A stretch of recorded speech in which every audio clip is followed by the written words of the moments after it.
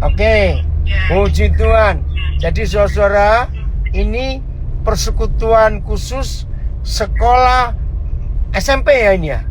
Iya, SMP. Sekolah menengah pertama, sekolah menengah Kristen pertama anak panah yang ada di Nabire.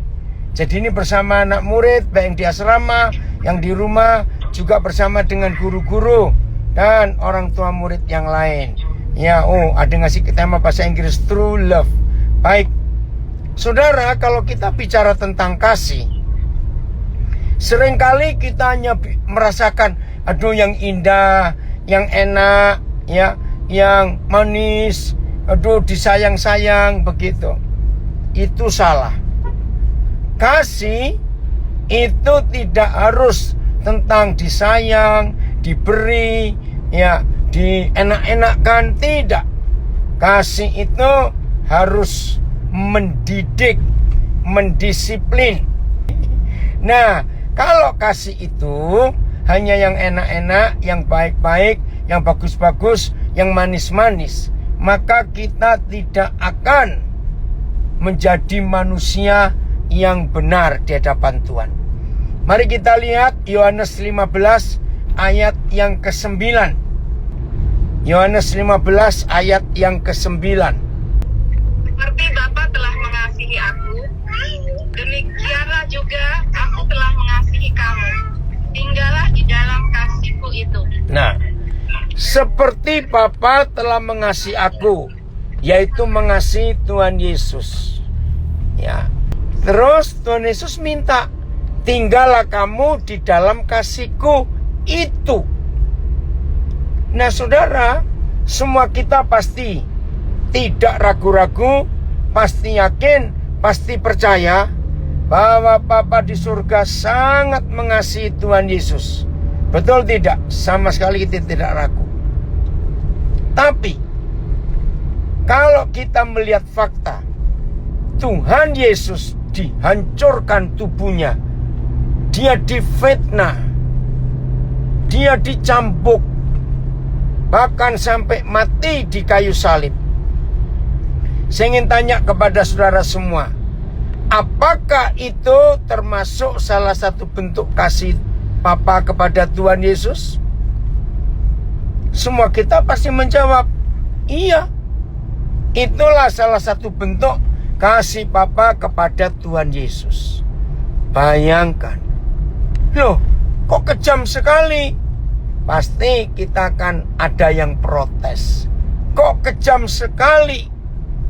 Nah, jawabannya, kasih yang sesungguhnya, the true love, itu justru kasih yang mau berkorban buat orang lain. Nah, jadi Yohanes 15 ayat 9 itu suatu fakta yang mengerikan kalau saya katakan. Bahkan ketika saya merenungkan ayat itu, muncul sebuah kalimat. Ternyata kasih Bapa kepada Tuhan Yesus itu cenderung kasih yang sadis. Saya ulangi, kasih Bapa kepada Tuhan Yesus itu cenderung kasih yang sadis. Karena membiarkan Yesus Tuhan yang dikasihinya itu mati, dihancurkan. Nah, saya berikan pembukaan ini, intronya ini, supaya semua kita punya konsep. Kasih yang sesungguhnya itu bukan cuma mengelus-elus, menyayang-nyayang, memeluk, ya, memberkati, memberi hadiah. Tidak. Kasih yang sesungguhnya justru mendidik, mendisiplin, dan mau berbagi buat orang lain. Nah, pertanyaannya, sampai bulan Maret hampir habis ini, nggak usah bilang yang tahun lalu, kelamaan. 3 bulan pertama tahun ini, Januari, Februari, Maret ini, saudara sudah berbagi, berkorban untuk berapa orang dan untuk siapa? Karena kata untuk siapa ini penting. Karena rata-rata orang berkorban itu hanya untuk orang yang baik-baik, yang nurut. Betul tidak? Lalu orang berkorban memberi sesuatu untuk orang lain. Maaf, jangan ada yang tersinggung. Yang namanya manusia itu normal kalau melakukan ini. Orang berkorban itu biasanya, maaf, milih orang yang bisa balas balik. Betul tidak? Maka itu kasih yang sesungguhnya, yang mau berkorban adalah kasih yang tidak pandang bulu, istilahnya. Tidak pandang orang status, ya, apa-apanya tidak. Nah, tolong bacakan lagi Dewi, Ibrani 10 ayat yang kelima. Begitulah kasih Bapa kepada dunia ini, sehingga dia berikan Yesus Tuhan supaya jadi korban buat kita. Ibrani 10 ayat 5. Ibrani 10 ayat 5. Karena itu, ketika ia masuk ke dunia, ia berkata, korban dan persembahan tidak engkau kehendaki, tetapi engkau telah menyediakan tubuh bagiku. Nah, itu luar biasa. Terima kasih Pak Joko, ya, berikan ayat itu. Apa itu? Jangan ribut anak-anak. Tolong dimatikan mikrofonnya. Di mana itu? Ya. Saudara, ayat ini cukup lama saya berusaha untuk mengerti. Ketika Tuhan Yesus masuk ke dalam dunia, bukan korban, bukan persembahan yang Papa minta, tetapi justru Papa di surga menyediakan tubuh buat Tuhan Yesus. Tubuh apa? Ya badan seperti manusia ini. Loh, untuk apa dia sediakan tubuh itu? Wih, ini luar biasa saudara.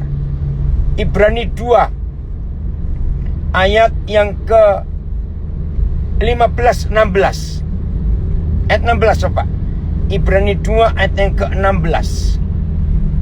Untuk apa tubuh itu? Oke, saya baca. Sebab sesungguhnya bukan malaikat-malaikat yang ia kasihani, tetapi keturunan Abraham yang ia kasihani. Itulah kita. 15 coba. 15. Dan supaya dengan jalan demikian, jalan apa? Jalan berkorban, Yesus membebaskan mereka yang seumur hidupnya berada dalam perhambaan oleh karena takutnya, ya, kepada maut. Saudara, musuh terakhir manusia itu adalah kematian. Ya, saya ulangi, musuh terakhir manusia itu adalah kematian. Dan wajar semua orang itu takut mati. Wajar. Karena sesudah itu ada hukuman. Nah, kasih yang sesungguhnya yang Papa berikan kepada kita lewat Tuhan Yesus, supaya maut itu ditiadakan, supaya kematian itu ditiadakan. Nah, saya tanya kepada saudara, sebagai Tuhan, ya, Tuhan itu bisa mati atau tidak? Ayo jawab, Tuhan bisa mati atau tidak? Mana ini? Kok nggak ada yang jawab? Yang di Zoom, yang di IG, Tuhan itu bisa mati atau tidak? Nggak bisa.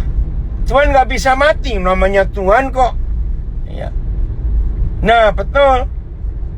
Jadi Tuhan hanya bisa mati kalau dia pakai badan manusia. Baru dia bisa mati. Nah, maka itu saudara, Ibrani 10 ayat 5 itu menjelaskan bahwa ketika Tuhan Yesus masuk ke dalam dunia, dia, Papa nggak minta persembahan, nggak minta korban, nggak minta apa-apa. Tapi Tuhan, Papa di surga, menyediakan tubuh bagi Yesus. Supaya apa? Supaya bisa mati. Ayat 14 Ibrani 2. Saya akan baca Ibrani 2:14. Karena anak-anak itu, maksudnya kita, adalah anak-anak dari darah dan daging, maka Yesus juga menjadi sama dengan kita, mendapat bagian dalam keadaan kita. Nah ini loh saudara, mengapa Ibrani 10 ayat 5 itu ada? Supaya oleh kematiannya Yesus memusnahkan dia, yaitu iblis yang berkuasa atas maut. Wow, ini luar biasa. Saudara, setelah sekian lama, saya nggak tahu berapa tahun itu, saya ingin mengerti rahasia Ibrani 10 ayat 5. Nggak dapat-dapat. Sampai berapa tahun kemudian, muncullah Ibrani 2 ayat 14 sampai 16 ini. Saya baru mengerti mengapa Tuhan Yesus harus punya tubuh. Ternyata dia pengen bisa mati. Wow, itulah kasih. Nah, kalau dia bisa mati, maka itulah kasih yang sesungguhnya. Nah, karena dia Tuhan, maka untuk bisa mati tidak ada cara lain. Dia harus punya tubuh, punya badan seperti kita, supaya bisa mati. Inilah kebenaran yang kita harus lakukan dalam hidup ini. Awal-awal, begitu anak-anak yang ikut Zoom, anak-anak SMP khususnya, baik di rumah maupun di asrama, saudara-saudara yang baru gabung juga, yang belum tahu tentang apa yang Tuhan kerjakan lewat kami di Nabire. Awal-awal pelayanan saudara, semua guru dari TK, SD, SMP, SMA, awal-awal kami melayani di Papua. Guru-guru itu tidak ada gaji. Mereka hanya terima persembahan. Aduh, waktu itu saya dengan istri saya dan semua kami pengurus yayasan betul-betul rasa bersalah. Tahun berapa ya? Ini istri saya juga ikut lewat Instagram. Kalau ada Pak Edo atau pengurus yayasan, ada yang ingat guru-guru? Tahun berapa ya? Kami yayasan tidak bisa memberi persembahan. Persembahan aja nggak bisa. Itu selama 9 bulan, saudara. Wih, saya belum pernah selama hidup merasa tertuduh, merasa tertekan, merasa berdosa. Saya juga nggak tahu Tuhan izinkan waktu itu pelayanan saya, persembahannya sedikit sekali. Itu bendahara kami, Ibu Mary, sampai stres. Karena apa? Hampir tiap hari guru-guru itu telepon. Ada uang nggak? Ada uang nggak? Anak-anak kalian harus tahu. Ada yang ingat nggak tahun berapa ya? Demi, Budi, ini guru-guru yang lama pasti tahu. 2002 pada 2002. 9 bulan saudara. 10.000 rupiah saja kami nggak bisa beri. Sampai mereka ini harus ngojek untuk bisa dapat uang buat beli beras. Mereka tuh sampai jual roti, kerja apa saja lah setelah ngajar di sekolah. Aduh, waktu itu sampai saya takut kena bire. Karena nggak ada uang. Tapi luar biasa. Masuk bulan ke-10, Tuhan memberkati. Dan sampai hari ini, Tuhan pekerja luar biasa. Nah, salah satu gereja ya, yang rutin menyatakan kasihnya kepada guru-guru kami di Nabire, Manokwari dan Sugapa, itu Jakarta Praise Community Church. 50% dari gaji guru mereka tanggung. Sekarang juga ada sekelompok orang dari Surabaya, pengacara muda, ya, namanya Daniel Tangkau. Saya nggak tahu bagaimana kelanjutannya. Mereka ingin memberikan kecukupan buat guru-guru itu. Nah, jadi guru-guru di sekolah kami ini tahun 2002 itu mengalami ujian yang luar biasa. Puji Tuhan mereka tetap setia karena pengorbanan kasih yang luar biasa itu. Terima kasih Pak Filipus. Betul, mereka itu hebat sekali. Itulah kasih yang mau berkorban. Sampai mereka itu berkata begini, jangan sibuk untuk keperluan kami. Yang penting anak-anak di asrama bisa makan. Waduh, itu luar biasa, saudara. Nah, Tuhan tes, Tuhan uji. Dan akhirnya sampai hari ini sekolah ini ada. Bahkan berkembang terus. Sudah sampai perguruan tinggi. Itu anugerah Tuhan. Nah, jadi kalau nggak ada kasih yang sesungguhnya, nggak ada pengorbanan itu, aduh, nggak akan jadi sekolah ini. Nah, itu pengorbanan mereka. Saya sering berkata kepada mereka, kalau saudara ikut ke Nabire nanti, itu loh yang uniknya. Jangan marah ya guru-guru. Walaupun nggak terima persembahan, bukan terima gaji loh, terima persembahan 9 bulan, tapi mereka gemuk-gemuk, cantik-cantik, cakep-cakep lagi. Haleluya. Kok nggak ada yang jawab? Luar biasa. Amin, amin. Amin ya. Ya cuma Ibu Dewi yang kurus, saya nggak tahu kenapa. Udah gemuk kok, amin. Udah gemuk. Iya. Nah, itulah pelayanan yang dikerjakan. Tuhan Yesus luar biasa memberkati sampai hari ini. Itulah bukti kesetiaan Tuhan, penyertaan Tuhan.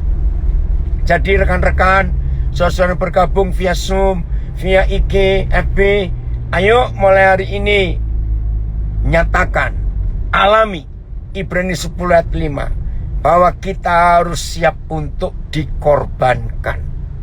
Jadi kita nggak cuma ngejar berkat, tapi serius melakukan apa yang Tuhan perintahkan atas kehidupan kita. Mengerjakan apa saja, ya, tanpa mengeluh, tanpa bersungut-sungut. Itulah kasih yang sesungguhnya. Jadi kasih itu nggak cuma disayang-sayang, dipeluk-peluk, diberkati, tidak, tapi dididik, harus dihajar. Ya, Ibrani pasal yang ke-6 ayat 10, sebab Tuhan bukan tidak adil sehingga ia lupa akan pekerjaanmu dan kasihmu yang kamu tunjukkan terhadap namanya oleh pelayanan kamu kepada orang-orang kudus yang masih kamu lakukan sampai sekarang. Nah, terima kasih. Kembali Pak Joko tayangkan. Sebab Tuhan bukan tidak adil. Nah, kalau ada di antara saudara yang sampai hari ini merasakan Tuhan itu kok tidak adil ya. Aku ini sudah pelayanan loh. Aku ini sudah sungguh-sungguh loh. Aku ini sudah begini loh. Aku sudah doa. Aku ini rajin. Aku ini hidup benar. Maaf. Kalau masih ada di antara kita merasa kok Tuhan tidak adil ya dengan aku, baca firman ini. Sebab Tuhan bukan tidak adil sehingga ia lupa akan pekerjaanmu. Oh, Tuhan gak pernah lupa, saudara. Dia tahu jeripaya kita, pergumulan kita, dan kasihmu. Tuhan tahu kasih kita kepada Tuhan, kepada orang lain, yang kamu tunjukkan terhadap namanya oleh pelayanan kamu kepada orang-orang kudus. Nah, kalimat terakhir itu penting. Yang masih kamu lakukan sampai sekarang. Wih, luar biasa. Jadi kasih yang sesungguhnya adalah kasih yang setia, yang tekun, yang tidak pelin-pelan, yang tidak naik turun. Kasih yang konsisten, walaupun berat, walaupun tidak enak, walaupun menderita. Itulah kasih. Maka itu anak-anak SMP yang ikut gabung, kami berharap kalian itu jadi orang-orang yang hebat untuk Papua dan untuk dunia. Kami nyatakan lagi, ya, unconditional love, kasih yang tidak ada syaratnya. Terima kasih Agatha. Anak-anak SMP dengarkan. Ini harapan kami. Pengurus yayasan, kami orang tua kalian, guru-guru. Papua sangat mengharapkan kalian. Maka itu belajar yang rajin, belajar yang serius. Ingat, setelah Papa Novi dipanggil Tuhan, puji Tuhan, Papa mendengar kalian semua mulai semangat mengerjakan itu. Betul. Nah itu kan demi masa depan kalian sendiri. Bukan untuk kebaikan kami, keuntungan kami, tidak. Tapi untuk keuntungan Tuhan. Maka itu mulai hari ini, kasih yang sesungguhnya adalah kasih yang mau berkorban. Kasih yang mau memberi. Kasih yang mengutamakan orang lain. Galatia 6 ayat 2. Ayo kerjakan ini. Dan puji Tuhan, semua kami di dalam komunitas pesat yang di Nabire, di Manokwari, di Sukapa, puji Tuhan, kami menggenapi ini. Bertolong-tolonganlah. Ya, terima kasih Pak Joko. Bertolong-tolonganlah menanggung bebanmu. Demikianlah kamu memenuhi hukum Kristus. Luar biasa. Kalau kita hidup saling bertolong-tolongan, maka hukum Kristus itu terpenuhi. Dan dunia akan melihat Kristus lewat kehidupan kita. Bertahun-tahun kami di Nabire, sesama anggota komunitas, saling memberkati, saling menolong. Roh Kudus terus bekerja dalam kehidupan kita ini. Jadi saudara, tidak ada pilihan lain untuk menyatakan kasih yang sesungguhnya. Kita harus berkorban. Nggak ada pilihan lain untuk itu. Jadi siap-siap untuk kita. Nah ini, berkorban oke. Tapi dikorbankan itu beda lagi loh. Coba renungkan. Mana yang lebih berat? Berkorban atau dikorbankan? Ayo jawab. Mana yang lebih berat? Berkorban atau dikorbankan? Ayo. Bukan. Dikorbankan jauh lebih berat. Tapi berkorban masih kita bisa tawar-tawar. Ya. Tapi kalau kita yang dikorbankan, sudah kita nggak bisa tawar-tawar lagi. Harus menyerah total. Jadi kasih yang sesungguhnya tidak cukup kita hanya berkorban, nggak cukup. Tetapi kita harus dikorbankan. Dikorbankan itu apa? Oh, nggak enak sama sekali. Dihina, disalahkan, difitnah, ya. Tapi itu harus, karena kalau kita hanya berkorban dan tidak dikorbankan, maka gak ada gunanya kasih itu. Inilah yang Tuhan Yesus kerjakan, yang Tuhan Yesus lakukan dalam hidupnya untuk kita, manusia-manusia berdosa itu, sehingga kita bisa meneladani Tuhan Yesus. Ya, jadi apa yang Tuhan sudah kerjakan di antara kita selama ini? Ayo saudara, dengan serius kita nggak cuma berkorban, tapi mau dikorbankan. Oke? 1 Yohanes 3:16. Nah ini dikorbankan, nggak cukup hanya berkorban, tapi dijadikan korban. 1 Yohanes 3 ayat 16. 1 Yohanes 3 ayat 16. Demikianlah, makasih Pak Joko di ayatnya. Demikianlah kita ketahui kasih Kristus, yaitu bahwa Ia telah menyerahkan nyawanya untuk kita. Puji Tuhan, Dia telah menyerahkan nyawanya untuk kita. Berkorban. Maka itu kita jadi selamat. Karena dia berkorban untuk kita. Tapi lihat kalimat berikut, titik koma. Jadi kita pun wajib menyerahkan nyawa kita untuk saudara-saudara kita. Ini dikorbankan karena kita wajib menyerahkan nyawa kita. Dalam bahasa Inggris pun bukan must, tapi ought to. Jadi nggak bisa ditawar lagi. Maka itu nggak cukup hanya berkorban. Kita harus jadi korban, dikorbankan. Saya harap Roh Kudus akan menolong kita semua untuk mengerti itu.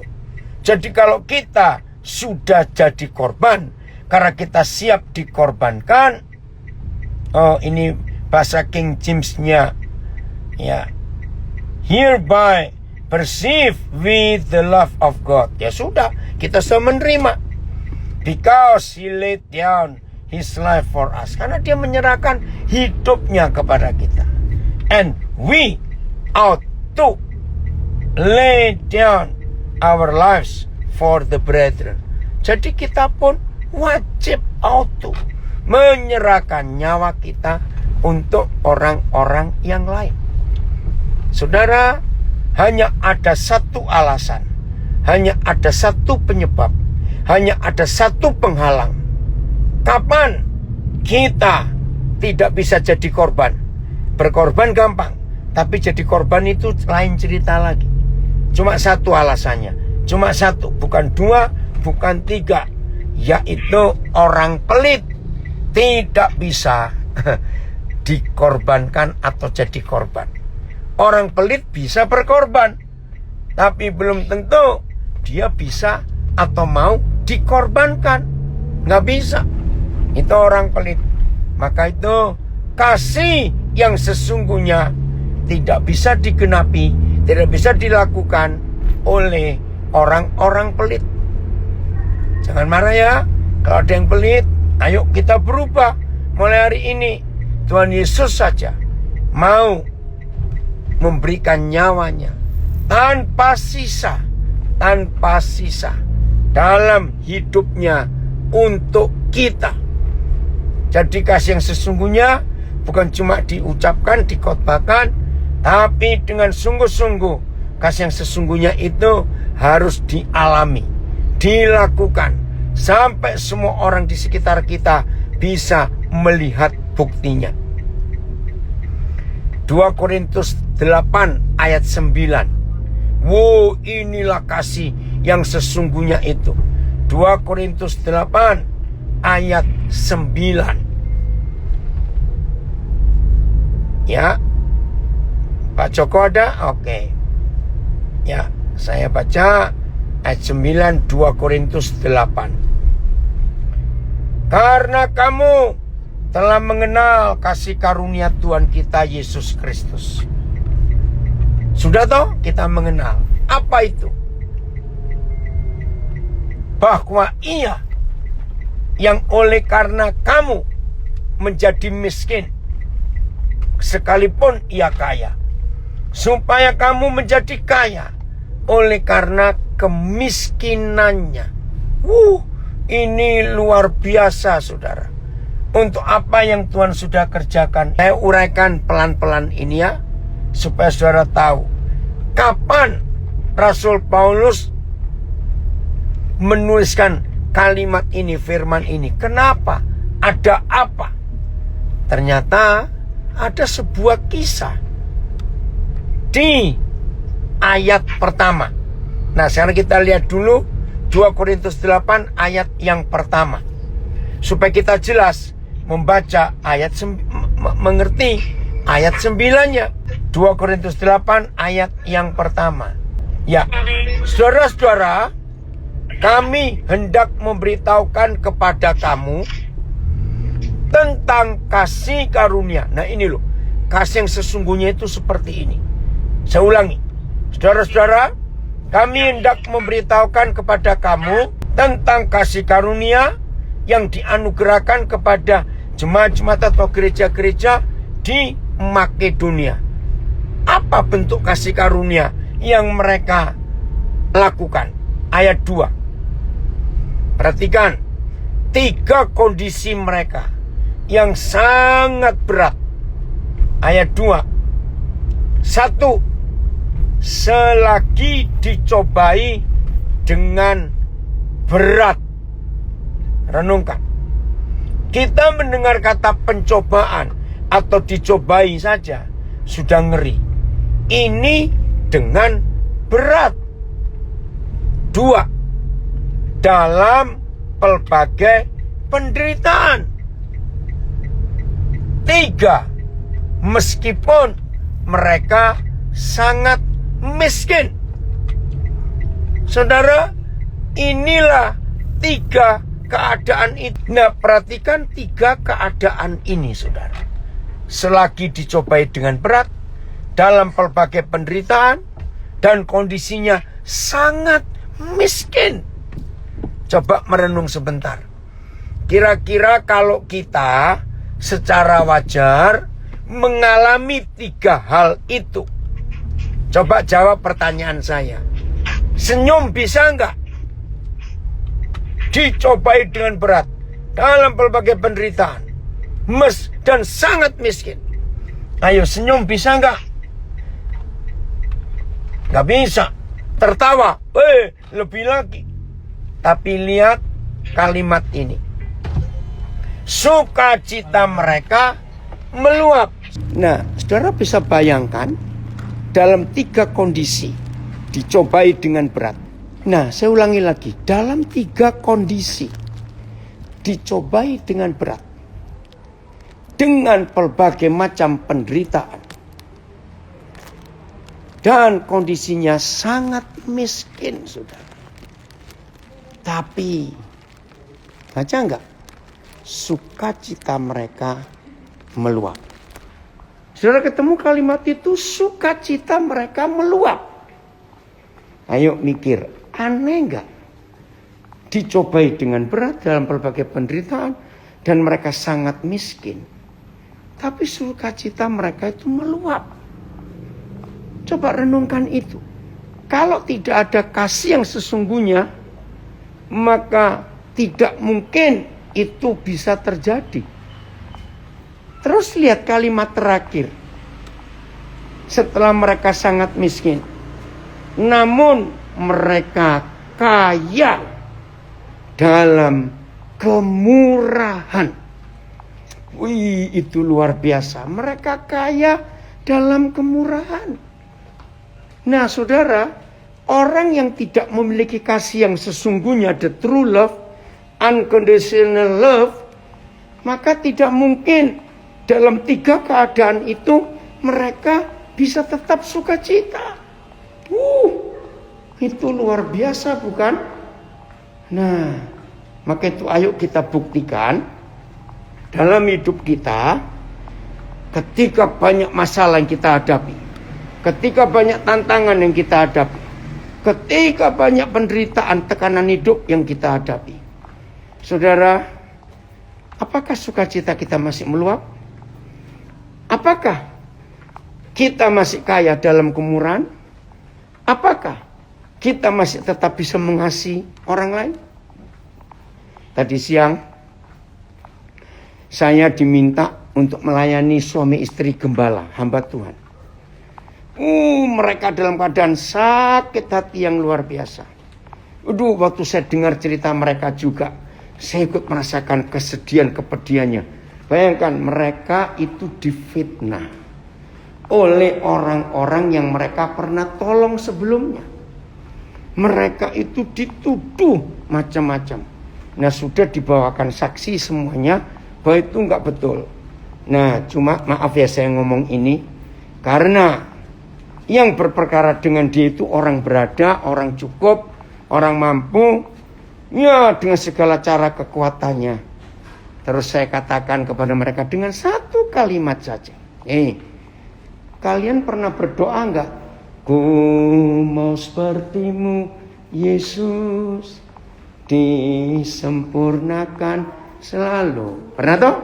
Saya tanya, oh ya pernah. Nah, percaya enggak yang kalian alami ini itu jawaban doa kalian yang berkata, ku mau sepertimu Yesus. Mengerti?